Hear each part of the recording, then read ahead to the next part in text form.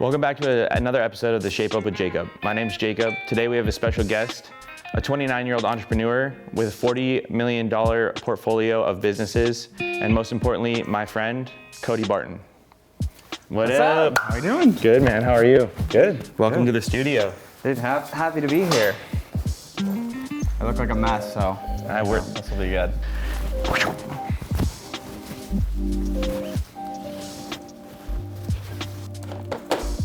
All right, Cody. How are you today? Man, the best. I'm here getting my hair cut by my favorite barber, so how could I be any happier? Thanks, bro. Real quick, let's talk about your hair. I know that we've done it the same way for a while now, but if you want to just let me know what you want to do. I mean, same thing. This short on the sides. I don't even know what the hairstyle is, but I don't know. I literally no idea. I got you. I think we're gonna do a 1.5 on the side. Okay. With one taper in the back, trim on top, and then we'll definitely get that beard cleaned up today. Special episode, first time doing somebody's beard on camera, so that's exciting. Love it. Happy to be your mediocre looking model today. So dude, for the viewers, man, if you want to just kind of give them a little bit of a rundown of like who you are, and then we'll dive into I was curious about your childhood, man. Yeah, so gonna go deep today. Huh? Yeah, maybe. That's how we do it. Like Jacob said, 29. For the last 12 years, I've been an entrepreneur in one, industry or another, or one capacity or another. And, over the last 8 years, I've been, built up through the real estate industry, and, I've now started a few different companies, acquired a couple other companies, and, business is my sport. A lot of people, they love to watch football, or they like whatever sport they like to watch, basketball, or, love anything like that. I mean, for me, just business is my sport. It's what I love to do. I can't think of anything else I'd rather spend my time doing. And, now it's really just became more about how can I help the people within the companies that I have achieve, their goals and dreams, and, continue doing cool stuff. And so, that's really consumes a lot of my life is my work, and because I love it. So, dude, first off, if you haven't deemed that term "business is my sport" and put it on a shirt and sold it, you're missing out there, because that's sick. Business is my sport. I love that. Honestly, maybe I should. I always joke with people around our office, like talking about sports, and I'll just be like, "Go sports!" I'm like, I don't know what's going on ever. Like, did you see the game? I'm like, I don't know which one. Like, I don't even know what sports what time of the year, what sports are going on. I have zero clue. So yeah, as most entrepreneurs, man, there's not really a whole lot of room for sports and just sitting around watching a football game. But ultimately, dude, you're kind of in my opinion, you're a rare human being so young and as successful as you are. As I mentioned in the intro, $40 million business portfolio. Not a lot of 29-year-olds have that. And so one of the questions that I wanted to ask you is, from your childhood, and we don't have to go too deep into it, but how did you even get the mind that you have today?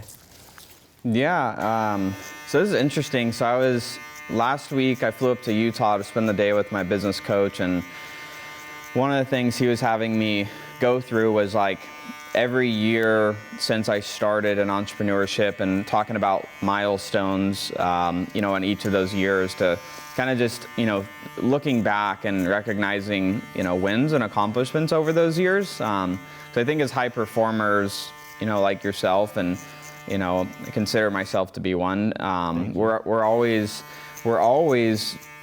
looking for the next place to go, but oftentimes we don't look back to see how far we've came. And so, absolutely. So looking back, we were having conversations around this, and it was interesting because, I think back to, when I was little, and I think, whether it's a good thing or bad thing, I don't know, but, my parents always would tell me I could do better, and, I played soccer and I ran track when I was young.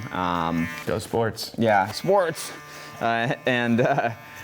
during that, it's like my dad specifically would always, tell me like, hey, like you could always do better. And like, no matter how good I did, it was like, you can continue to improve. And so I think, a lot of that encouragement, I took is like, okay, there's always more, left in the tank, and there's always more I can learn. There's always more I can grow. And so I think, part of that, and then something else that I appreciate about my dad was from the time I was like 8 or 9 years old, he had a carpet tile cleaning business, and, they did like some hard surface, color sealing of grout and things like that. And so he would take me when I was on like spring or summer or fall break to do jobs with him. Nice. And I think I learned a lot of life lessons doing that, because where a lot of friends, like their parents would just give them money for like whatever they kind of wanted when they were young. And my dad taught me, it's like, this is how you actually make money, is you have to go provide value to someone. You don't just get it given to you, And so I think I learned a lot of great lessons from my dad, like through those years of, up till I was like an early teenager. Like that was how, I made money. And, that was also, there was a lot of lessons that he would teach me along the way of like, doing the right thing for clients, and, not cutting corners in the work that you do. Even if the client wouldn't notice it, it's just, you don't do it because it's not the right thing to do. So I think I learned a lot of great lessons from my dad in that way. So he was always, hard on me to do the right thing and be better and to grow and to consistently, just work hard. And so I think a lot of that came from my parents on that, but I also had the bug of, I always wanted, when I was little, I always wanted all the things that we didn't have. Like, I'd never even like sat in like a BMW until I was like, I don't know, like maybe 18, 19 years, like 17, 18, and I always wanted nice stuff, but we never had that. And so I was like, always thought about that growing up. I'm like, how do you get nice stuff? Like, why do all these people have nice stuff? And I didn't, I don't want to make it sound like I grew up in poverty, like, middle class family. And so, lived a really good, childhood growing up, with challenges like any family has. But, it was always a desire for more. And I always hated the, be happy with what you have, or, just be grateful that, you have food on the table, which, yes, you should be grateful for those things, but it's, I used to think, because like teachers and, other adult figures growing up, try to just make you downplay the desires that you want. And I think I always just wanted more when I was little. I wanted all the things, like I wanted the cars, I wanted to live in a nice house, and I wanted to go on vacations, and I wanted to have freedom, and everything that I think a lot of people want, but maybe don't have the courage to go after. And so I don't know, that desire is always there. I don't know why. I just always had that burning feeling in my stomach. I think I don't know why. As you grew as a human and an entrepreneur, and I know you as from, I think when you were about 18, 19 years old, was when I was first introduced to you. But were your parents encouraging the same way they were with you in sports when it came down to like, you can always do better, you can always do better? Or were they just kind of surprised or caught off guard of how hard of a worker that you were? Because if I'm correct, you had a book already written by the time you were 19, right? Yeah. And my parents, so first off, when my parents wanted me to go to college, and I hated our education system. I didn't want to go. I already felt like high school was failing me because I wasn't learning anything that I wanted. When I was 16, 17, I was reading business books, and literally none of them had anything to do with anything that I was learning. And so I was getting really just, just disconnected from school. I just felt like a black sheep. I'm like, I don't even belong here. I'm not learning anything I want to learn. I don't want to go to college because the path that I want to take doesn't really, it doesn't make sense to go that way. So, and as you know, I ended up getting into network marketing when I was 17, and saw that as like a potential path to not have to go to college. And initially, like my dad, it was funny because my mom was like, you still need to go to college regardless. And my dad, I had this whiteboard that, my dad helped me make, and, I still have it in my closet at home because it's, meaningful to me. He like wrote on the board, he's like, don't just do your business, blow it up, work hard now, and, you'll be rewarded for like the rest of your life. And, he wrote that on my board when I wasn't, there, and like I've always kept that. That's and so cool. Yeah, so it was really, really cool. So I literally still have it in my closet at my house. I couldn't get rid of it. I didn't ever erase it because I was just like, I just want to keep that. Oh man, that's sentimental right there. Yeah. That is a sentimental thing to have. Yeah, so it was kind of that, little bit of that struggle between, my mom on that, because she still wanted me to go to college. And, we basically agreed on, if I got to, a certain position, making a certain amount of money with that company, they were going to be okay with me not going to college. But they made me go meet like the college guidance counselor still, and talk to her about what I would do with my life. And I was a shithead, honestly. I just remember I like sat there and was like, what do you want to do with your life? I'm like, nothing here. I don't want That is hilarious. I'm gonna do business stuff and entrepreneurship. And I just remember she's like, oh, well, you can take these classes on business. And I'm like, I'm doing business already. What am I gonna learn in business class? And I'm not learning doing the business. Yeah, yep. So, I feel bad for that lady, because I was, I wouldn't ever act that way. I just had that chip on the shoulder because I was like, I don't want to be here.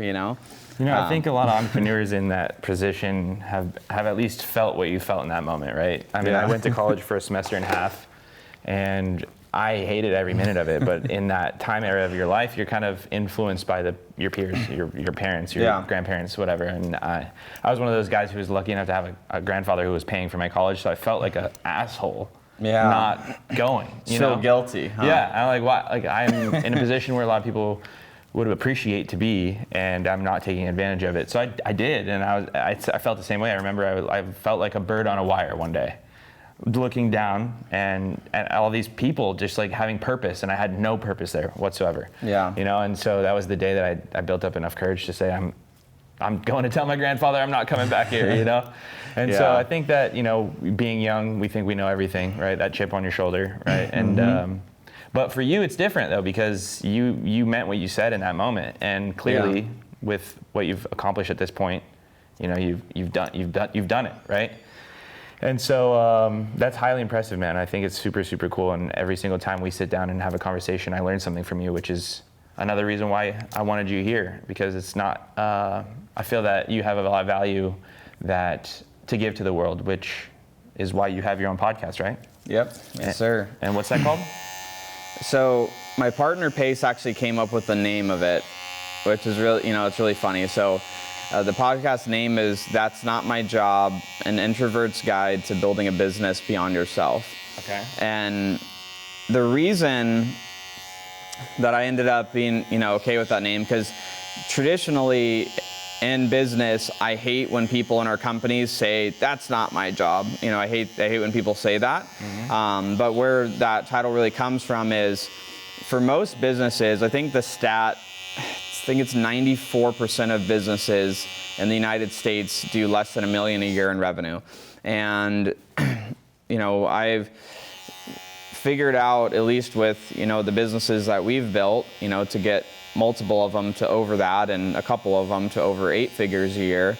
And I've found that, one of the reasons that a lot of business owners don't get to over $1 million a year in revenue is because they're not willing to say, that's not my job. And not from an arrogant standpoint, but from a standpoint of, it's not my job to do that, because for me to scale and to grow this organization, I need to spend my time doing other things within the company and hire the right team members that can do the job, that'll do great at it, that'll be happy doing the work, and that, the business owner can truly spend their time doing what matters for the company, which is doing the things that are actually going to scale the organization up. And that's really the dilemma. And I also wanted to include in the title introvert, because I am an introvert. I love talking about business and work, but in any social setting, like at a mixer, you're going to find me hiding in the corner, just checking my watch, waiting for the time to be over so I can go home, because I don't thrive in that environment. Right. So, and I think there's a lot of people that are introverts that think that because they aren't this big, big personality like a Tony Robbins or a Grant Cardone, or just these big entrepreneurs that are just loud and very social, that they can't be successful. And that's where I wanted to kind of speak to those people. Like, anyone in business could get value from that podcast, but I want to speak to the people that feel left out, because everyone speaks to if you want to be a great closer or salesperson or marketer, like that's where all the success and money is, or but really it's like you don't have to do that. You can do other things in business and still do extremely well. And so that's kind of the concept is I just want to help people see how they can grow a business that's not just themselves, and get through a lot of the limiting beliefs. Like, I'm sure you've heard, if you want it done right, you do it yourself, right? Like, we all have these beliefs that we have growing up, and it's either teachers that are knuckleheads, or our parents, or other people that tell us these things, but they're not necessarily true. And then another one is, you can't find good people, you can't find good help, it's hard out there. It's like that limiting belief. We hire great people at our companies, and it's because we aren't lazy about our hiring process. We're very intentional about the people that we hire at our companies. And now, we used to suck. We were terrible. Like, when we first started, like most businesses, it's most businesses, you start and you're like, you have a beating heart and you're willing to work here for this amount of money, come on in, right? Yeah. And then you realize over time, crap, I have to, maybe vet people a little bit. Maybe this person that, we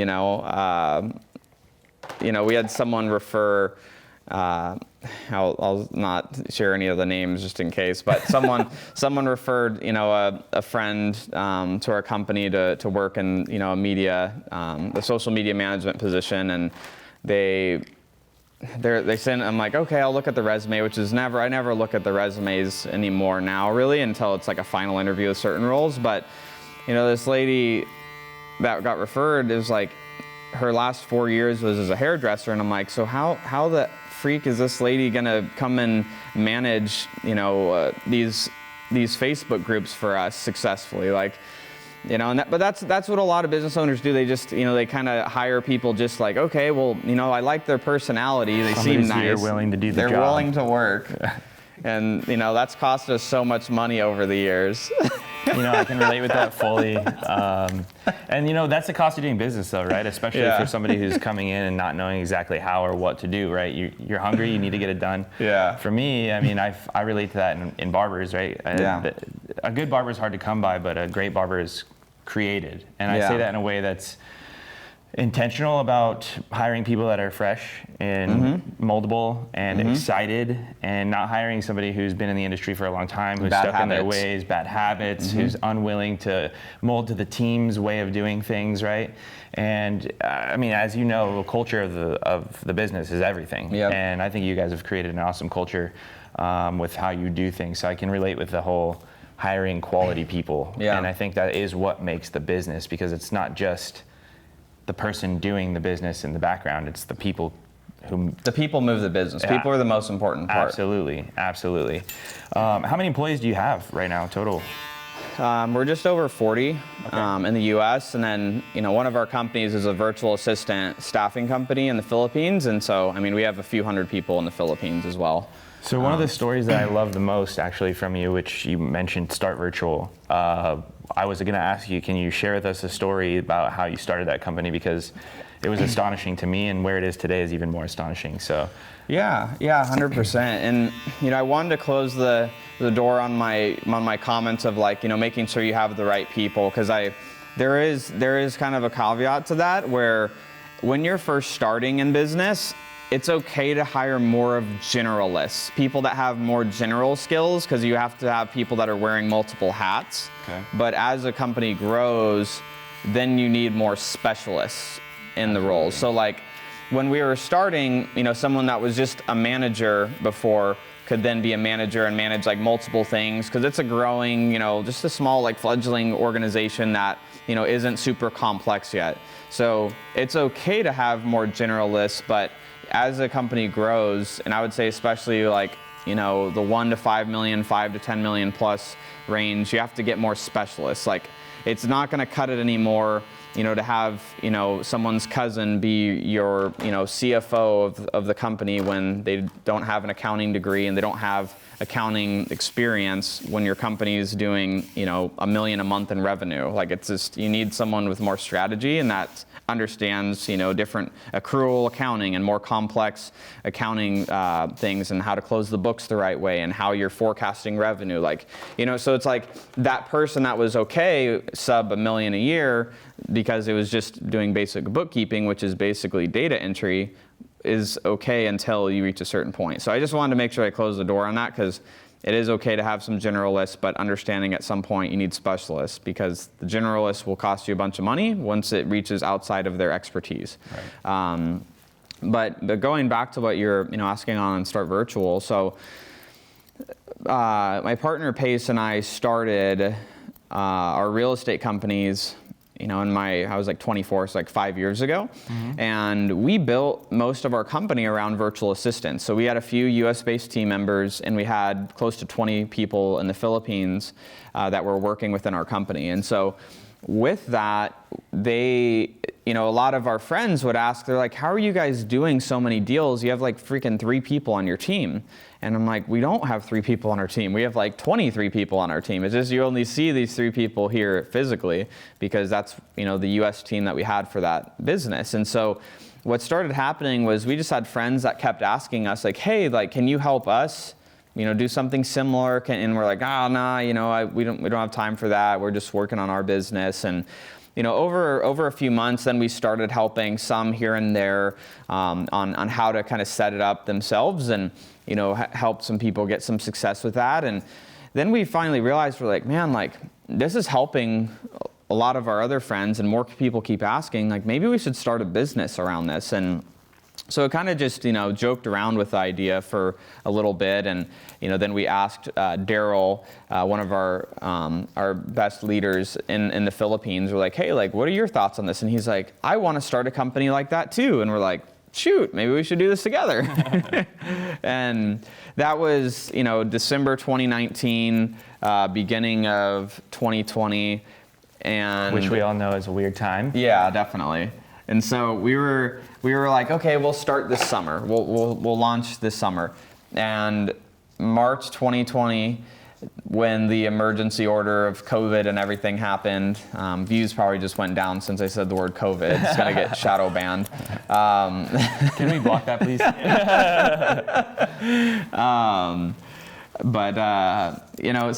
So as soon as that, the emergency orders got announced, we decided to launch literally 2 weeks later, because we're like, what better time than to launch a virtual company than a time when every company is being forced to go virtual. That is absolutely probably the best decision that you've made, because the way you described it to me was I was bored at home, and I figured I might as well start a virtual assistant company. Yeah, we were stuck at home, and we're like, you can't do as much as we wanted to, and so yeah, we got it started and started ramping it up right away, and it's been really cool to see over the last few years, what it's really turned into, and the leaders that we've built, and the impact too in the Philippines. I mean, we provide freaking hundreds of jobs to people there, and we give back in a lot of ways. When if anyone knows anything about the Philippines, they have typhoons that happen. It's like over 20 a year. Wow. Between the different islands, and so a lot of times based on wherever team members live, they can be affected. And so it's really cool that we have the team, but we find ways to give back to them as well, in the communities there. And so it's been a really cool adventure on that for sure. So one of the things I love about you is that you kind of are in the position now where you've taken the focus off of you as an entrepreneur. And before we close out on Start Virtual, one of the things I wanted to mention was that Daryl, your guy, your main dude, you guys partnered up with him. You gave him a piece of the company. Yeah. And he kind of runs the show out there with the boots on the ground, if you will. Yep. And as your company grew, you kind of shared with me, like, you've kind of taught Daryl a lot about real estate and things of that nature. And as someone who just worked for a company that you used, how many years ago? 3 years ago now? Yeah, three and a half. Is now a owner of a huge company, virtual assistant company. Yep. And how many Airbnbs does he have now? Shoot, he has like half a dozen Airbnbs, a couple med spas there. He's bought some land that he's going to develop with his family. I mean, he's doing well. I mean, in the Philippines, like, just for context, like, if you're making $500 a month, that's a pretty decent living to, support yourself and a small family. So he makes a lot more than that. I think it's just so cool, man, the impact that you guys have had on the people around you, and you are a product of the 5 people that you spend the most time with. But in this case, you are directly impacting people and making millionaires, which is a really, really special thing in this life I think we live. Mm-hmm. You've mentioned Pace a lot, and Pace is your business partner. Yeah. Can we just get a quick rundown on who he is and how you guys came about? Yeah. So Pace Morby and I met, the years all start blurring together. Whenever I was 24, okay, that's when we met. And so I'm 29 now, so that 6 years ago. And so we originally connected because in the real estate business, so he was, he had a big construction company that, he was winding down, and he was transitioning to just be fully in real estate at the time. And he was already in real estate for some time before that, but just was fully transitioning to just do real estate. And I was already in real estate as well. And, my thing in the business was I was great at generating leads. I was good at the processes, the system side of the business. And I didn't really like doing the sales. And so it was actually really funny because he was on a podcast at the time, and I was listening to it. It was a real estate podcast, and it was funny because he ended up giving out his phone number on the podcast. He's like, if you have deals in Arizona, I'll help you close them. And so I basically reached out to him, and I was like, hey, I'm generating a lot of leads. Can I just give you these leads and you can make the money from them? But I want to watch and learn, how you're closing people at the high level. And so leading with value was how obviously I was able to make the introduction to Pace. And that's a big offer, honestly. Yeah, but I think people are too short-sighted, and to me, it didn't matter if I didn't make money on a couple deals if it meant that I built a relationship and learned something that was going to then be fruitful for the rest of my life. I think people get short-sighted with, they're always trying to tune in what's in it for me so quickly.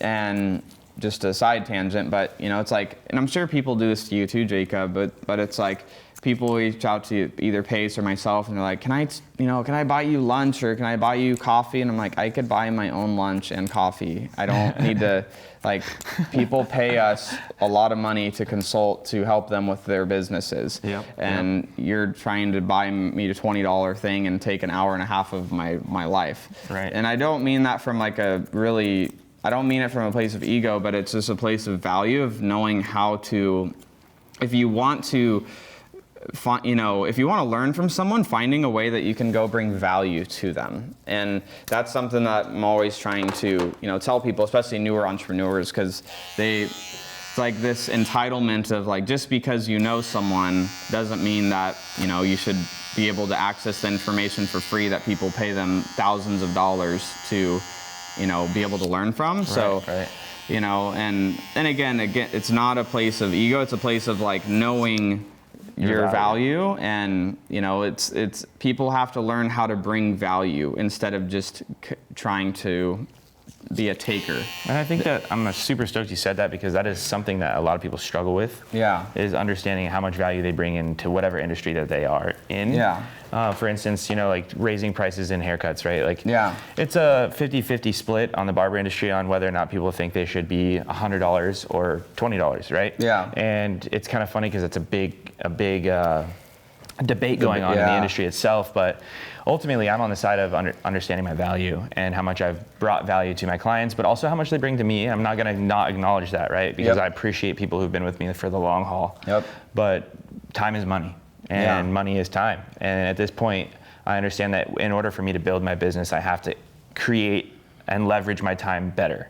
Yeah. And like you said, sometimes you have to work on your business and not in your business. And for me to continue cutting hair, it only makes sense for me to raise my prices because my value now is a little bit higher. 100%. And so I love that you brought that to the forefront in an unegotistical way, because a lot of people take it that way. Yeah, they just get offended immediately. Right, and it's not that. It's understanding what you need to do as an entrepreneur for your business and how you can accomplish it while still bringing value to the people, at least in my case, right? Yeah, 100%. And it's like, so think about for you, right? It's like, how long have you been cutting hair? Almost 10 years. Almost 10 years. Yeah. And then how long have you owned your own barbershop? 5 years now. 5 years. Yeah. So for someone to come to you that wants to like open their own barbershop and like, Jacob, let me buy you a coffee and, learn all the blood, sweat, and tears that you've put into cutting hair for 10 years and the 5 years of pain and suffering that you've went through to overcome everything that you've overcame to be as successful as you are in the industry. Right. It's almost offensive, Yeah. Well, you know what? I think that I understand where you're coming from, but I also am in the midst of like working on a course on how I did everything that I did, right? And there play you go. by play. Exactly. And so that way I can actually bring value and not just be like, well, I did this and then I did that. Yeah. Oh, and there was this one time that I did this, right?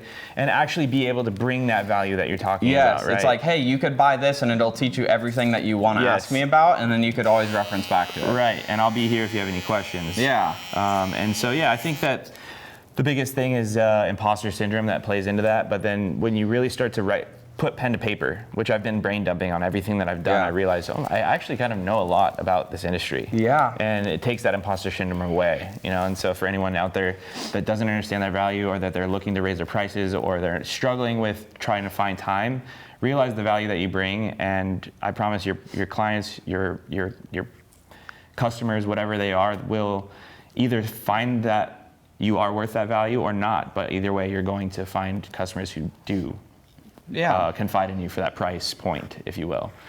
So going back, dude, you and Pace, you offered him leads, and what happened next? Yeah, so I mean, long story short, we ended up meeting.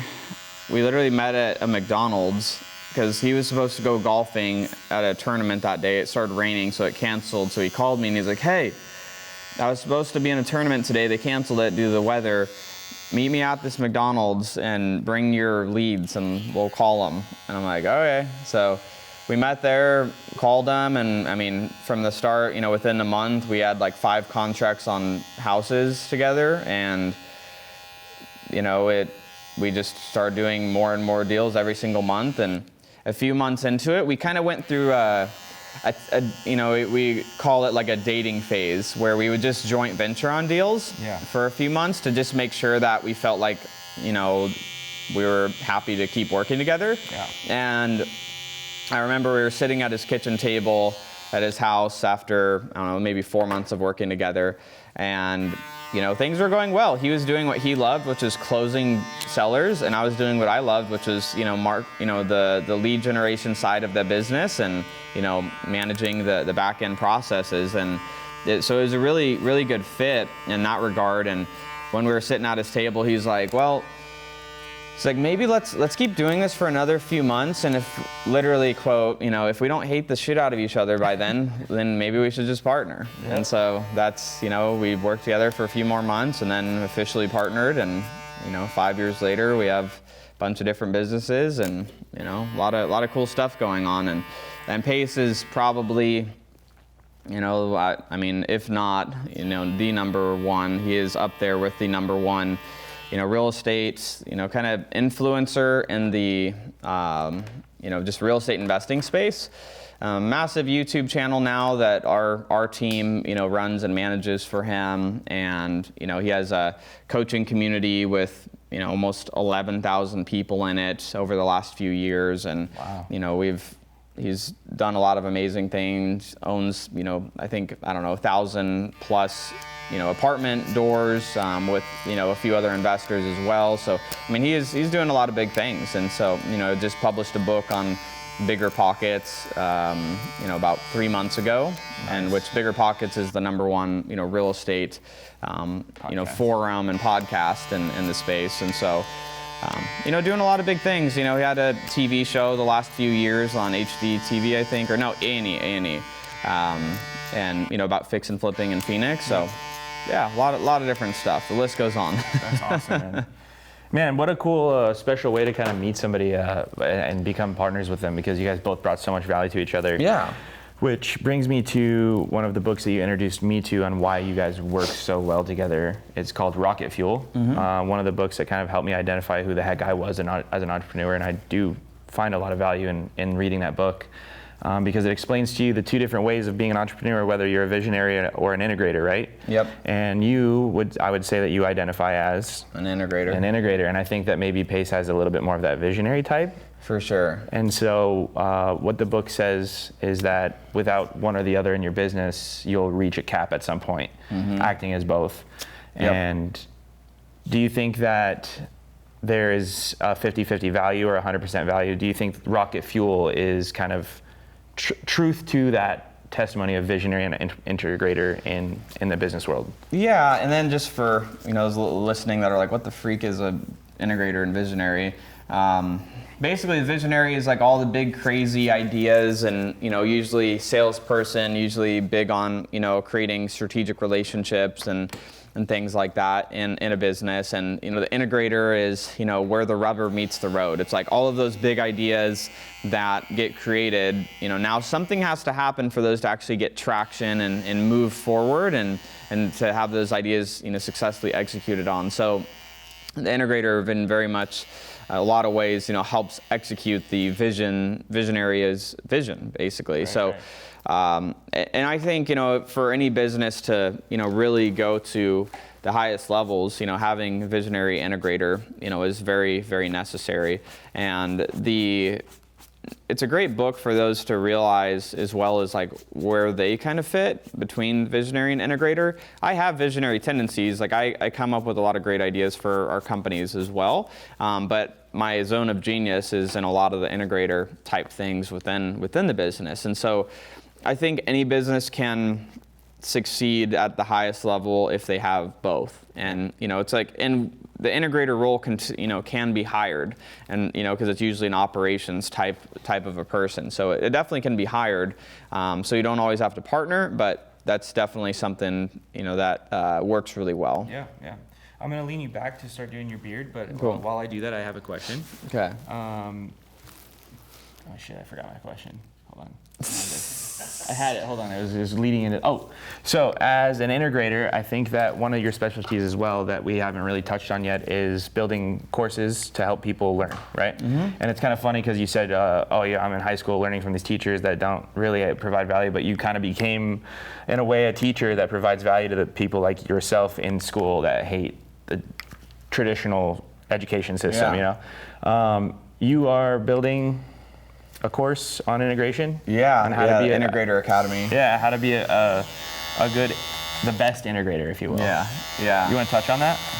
Yeah, it's really, it's going to have a few phases that I'll roll out over some time, but the first phase is really going to be around, how do you build an amazing team? From everything from, okay, if you're going to hire, like what does the company's organization chart need to look like for your business, how to set that up, how do you, identify the first roles that you're going to hire, and once you do, how do you build a job description, how do you create metrics for those roles, how do you, when you actually go to hire, what websites do you even freaking post on to hire these people, and then once you go to the interview process, how do you do the interview?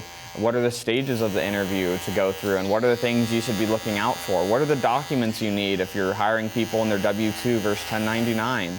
And then from when you actually hire them, now how are you onboarding them? How are you training them? How are you leading them to continue to grow within the role that they're being hired for? So that's going to be a lot of the first part of that program, and then additional parts are going to be attached to that. That's going to be really the people-centric part of the program, and then there's going to be a lot on strategy and specifically some financial strategies that we found work within the businesses we've been in. Right. And really it's just going to be from the experiences that we've had building what we've built up to this point.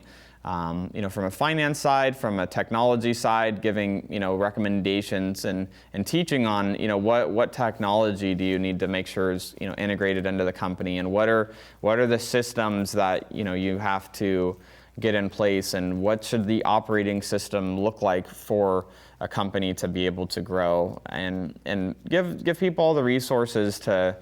If from a standpoint of anyone that will buy that, anyone would have anything they need to either be a great operator that works within a role within someone else's company, or to be able to be the integrator for a company maybe they're a partner in or the owner of, to go to $1 million a year or more. Like it would be hard for them not to, with knowing what they'll learn. It's just about executing, which most people don't execute on anything. So it's like, it's just going to be up to people to take that initiative. And it's that the conversation sometimes that we have is, on some of our courses, like people will buy them and they don't even finish them, and then they complain about the results they get. But it's just humans in general. Like a lot of people that go to college, they graduate, they don't use their degree anyway, and it's like, why is it that the online course world, where the courses are like a 10th or a 15th of the cost of what people spend on college, and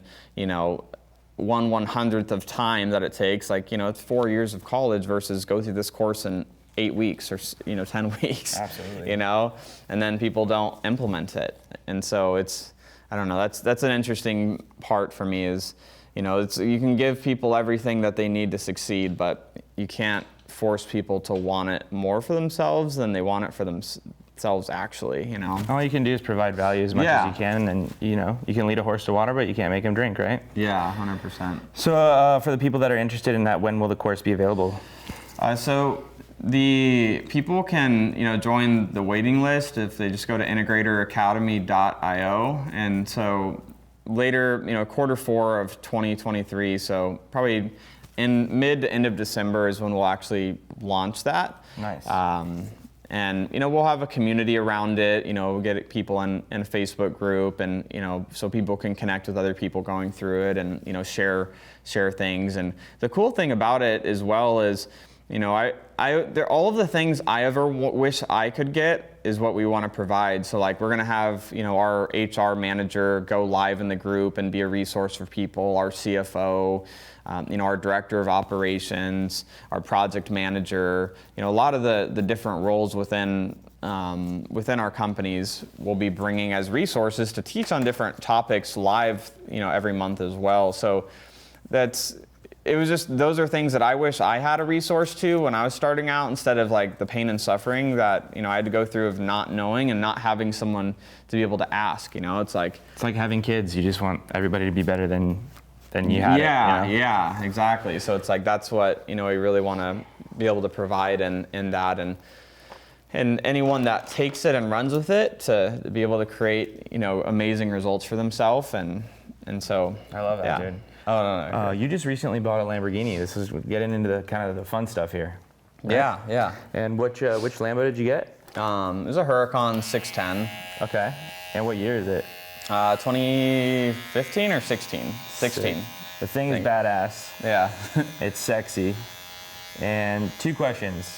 Mm-hmm. And you shared with me that you we can cut this out if you don't feel comfortable with it, but you bought it in cash, right? Mm-hmm. What made you buy a vehicle that expensive in cash versus just financing it? So this will make no financial sense to most people, but I'm more at a point now where on the personal side of my life, I want to have things paid off, really. Like I'm not a big fan of like Dave Ramsey's like pay off your house and pay every car in cash and drive a 27-year-old car that doesn't have working AC because that's all you can afford, but that's what you should buy. Like I'm not a fan of that. But at a point, I would typically finance the cars, but like I have my S65 Mercedes that I still have a loan on, but it's like 50%. Loan on what the value of the car is. So it's like I became more conservative, and I've always been a conservative person, but I just didn't want to have the payment. And because the thing is, business is my sport, like I said, and for me, I don't want anything in my personal life to be clouding my judgment of decisions that I make for our businesses. I don't want to be the reason that I make a not so great decision for our company based on a stupid personal decision that I made. That is such a valuable thing right there. If we could clip that. I don't want to make decisions off of my personal life that will affect my business because of what I've done in my personal life. Yeah. Right? Is that what you're trying to say? Yeah, I mean, I love that. And because here's the thing is like I see it as a business owner, it's my duty and my responsibility to run a great business so that my team has opportunities to grow and achieve their goals in their life. And part of that is I have to be a good steward of our company's money, and so that I don't jeopardize the opportunities that we're promising our team. It's not okay to me, and I think it's irresponsible. As there's other business owner friends that I have, and it's they run on the razor's edge. It's like they just have enough operating capital to operate that month every month, and it's like I believe in having multiple months of reserves for each company, because I don't want me being irresponsible to negatively affect and impact the team that we're building. And I think it's irresponsible and it's selfish as a business owner if you do that. And a lot of people don't agree with that. A lot of people are like, oh, like you should be, the business is there to, serve you. It's like, my business is here to serve our team, which in turn serves our customers, because if our team's happy, then our customers are happy. So that's just my belief around it. And so that's why I won't let my personal stuff affect the business, because it's not, I don't think it's right. Going into that question, I was not expecting the utmost legit answer, but how would I have not expected that? Because how you do anything is how you do everything. And that was probably the most legit answer I could have gotten. I did, clearly you made the decision intentionally to buy the car cash. Mm-hmm. And that is really cool to hear your thought process around it, honestly.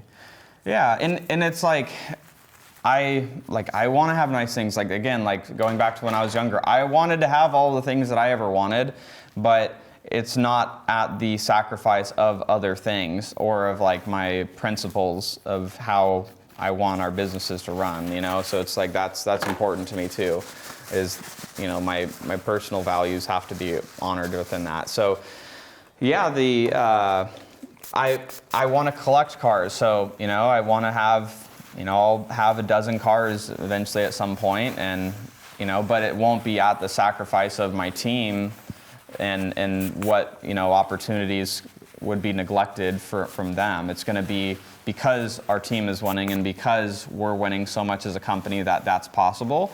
And so I just want to be as clear-headed as I can in my personal life so that my business isn't affected, and that's important to me. And even the house that I just bought, I'm going to pay extra money to principal to pay it down faster, so I don't have that debt eventually either. And so I could just then it's just business is fun. I feel like I'm playing with house money, even though it's our company's money. It's I get to just have the companies, do their thing and make the best decisions for the company, rather than obviously, again, these aren't nonprofits. I try to take out a lot of money. Yes. That's I'm not trying to make it sound like I'm profit first. Yeah. It's that is important, but it's not the most important thing. Right. All right. So somebody as successful as you, as busy as you, as somebody who has everything methodically planned out at this point in your life, you do have a girlfriend, correct? Yep. And what would you say it takes to complete the circle of life with as busy as you are? and making her happy at the same time?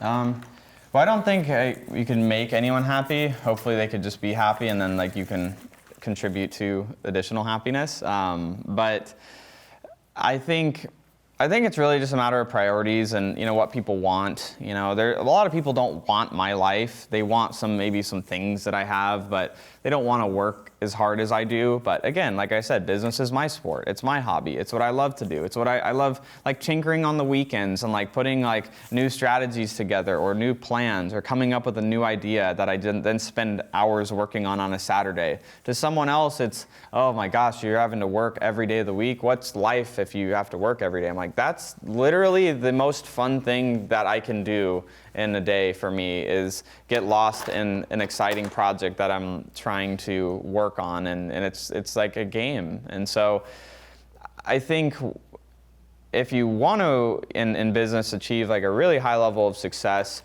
I think it's more important than, you know, the conversation of work-life balance. I more so believe in work-life integration, because everything in your life kind of connects, right? Like your health connects to, you know, the way you're feeling mentally, and your mental health will then affect how you're, you know, performing in your work and in your life and in your relationships. And then, you know, the measure of, you know, love that you have between your, you know, personal, maybe someone that you're with, or within your personal friendships that you have, you know, rolls into everything. And so I just believe all of it's connected. And I think people try too hard to kind of segment everything. It's like, I have to spend 5 hours doing this today, and then I have to spend this time doing that. I'm like, I just look at every week, I need to be exercising. You know, I go to a trainer, so I get, you know, my workouts in.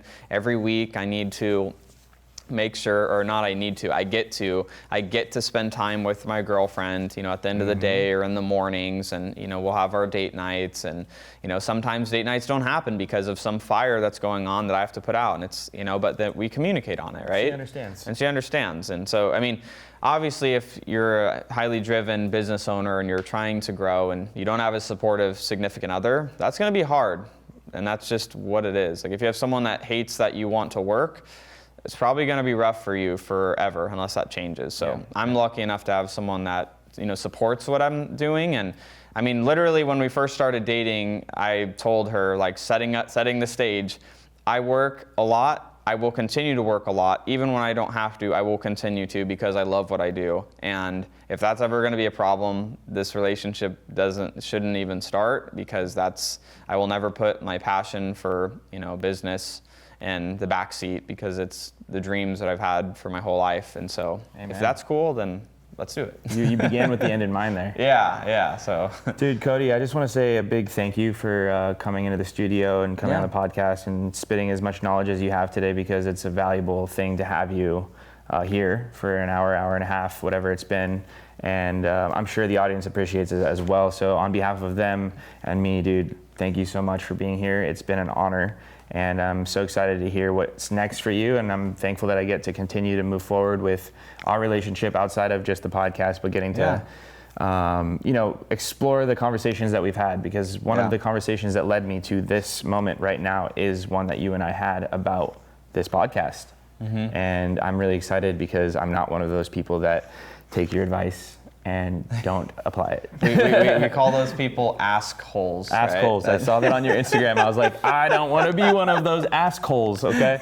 So yeah, you know, coming full circle, it's been fun to you being a testimony to my beginnings of the podcast, because we tried to film this again once in the barbershop on my iPhone. I love it. And so here we are, dude. And thank you guys so much for watching too. Cody, I'm going to give you the mirror.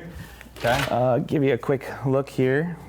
Beautiful. Looking good, looking always. Fresh, looking clean. The saddest day in my life will be when you stop cutting hair, because then I will have to figure out what to do. For the camera. Yeah. Looking good. All right.